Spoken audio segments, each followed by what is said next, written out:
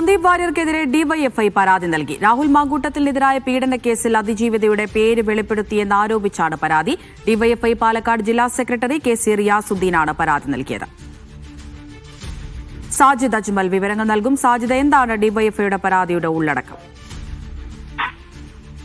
Amrita, KPCC general സെക്രട്ടറിയായ സന്ദീപ് വാര്യർക്കെതിരെയാണ് ഡിവൈഎഫ്ഐയുടെ പാലക്കാട് ജില്ലാ സെക്രട്ടറി കെ.സി. റിയാസുദ്ദീൻ പരാതി നൽകിയിരിക്കുന്നത്.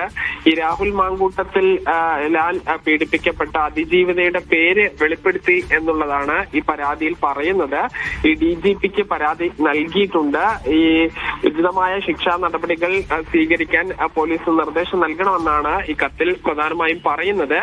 അതേസമയം ഈ ഡിവൈഎഫ്ഐയുടെ ബ്ലോക്ക് പ്രസിഡന്റാണ് നേരത്തെ ഈ അതിജീവിതയുടെ ഭർത്താവിന്റെ വീടിന് തൊട്ട് മുൻപിൽ വെച്ചൊരു പരിപാടി സംഘടിപ്പിക്കുകയും അതിൽ ഈ പീഡിപ്പിക്കപ്പെട്ടത് ഇന്ന ആളാണെന്ന് വിളിച്ചു പറഞ്ഞത് ഈ ഡിവൈഎഫ്ഐയുടെ ബ്ലോക്ക് സെക്രട്ടറി ആണെന്ന് സന്ദീപ് വാര്യർ ഫേസ്ബുക്കിൽ നേരത്തെ കുറിക്കുകയും ചെയ്തിരുന്നു. ആ വീഡിയോ അടക്കം തന്റെ കൈവശമുണ്ട് എന്നാണ് സന്ദീപ് വാര്യർ പറയുന്നത്.